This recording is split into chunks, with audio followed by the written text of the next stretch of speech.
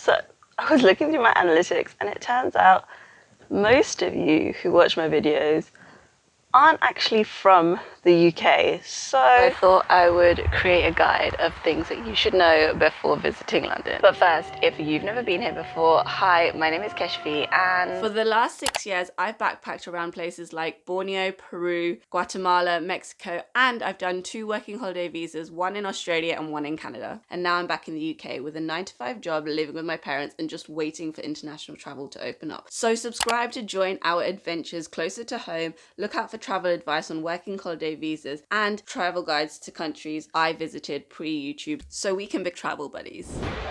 if there's one app that you do need in London, it is City Mapper. Honestly, it has the best way to get to places and it tells you the cost too. It is so much better than Google Maps. To get around the public transport here, you do need to have a Oyster card or you need a credit card to use to tap in and tap out of the underground or the buses. You can get an Oyster card by ordering it online, and that will be like a visitor's Oyster card, and it will be so much cheaper than getting one once you get to a station here. But if you need to, you can actually buy them at any underground station. Public transport spend is capped at £8. Don't just stay in central London, you have to go to the outskirts. I'll put a link in the description below of places that you need to go that are on the outskirts of London. Oh, and did I mention, all the museums in London are free! One of my biggest pieces of advice to save money is don't get a black cab. They are expensive. We have Uber here, so use that. It's 10 times cheaper. Use time out to plan your itinerary. They have some of the best recommendations. I'll link the website in the description.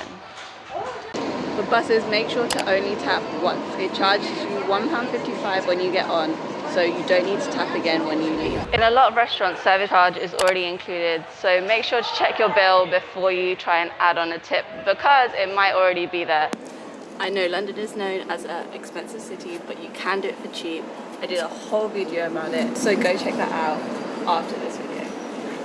Let's talk about pronunciations because I know people who are not from England struggle with the pronunciations of some of our places, so let's do this. So you've got Buckingham Palace, that's said Buckingham Palace. We don't say the H, it's not Buckingham Palace. Leicester Square, which is not said Leicester, Leicester Square.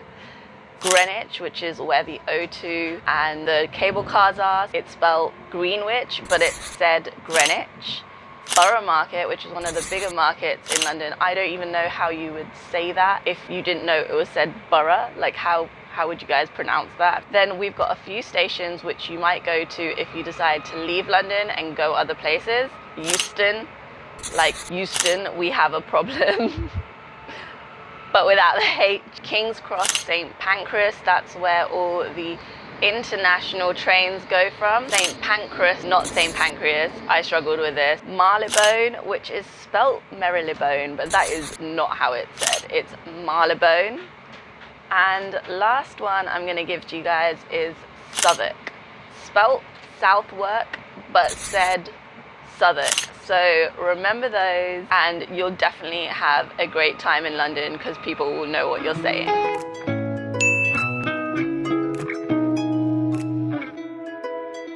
So I was looking through my analytics. Oh, it's so weird talking like this.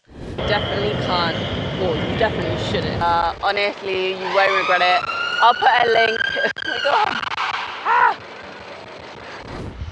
Yes! We're not out here being, we're not out here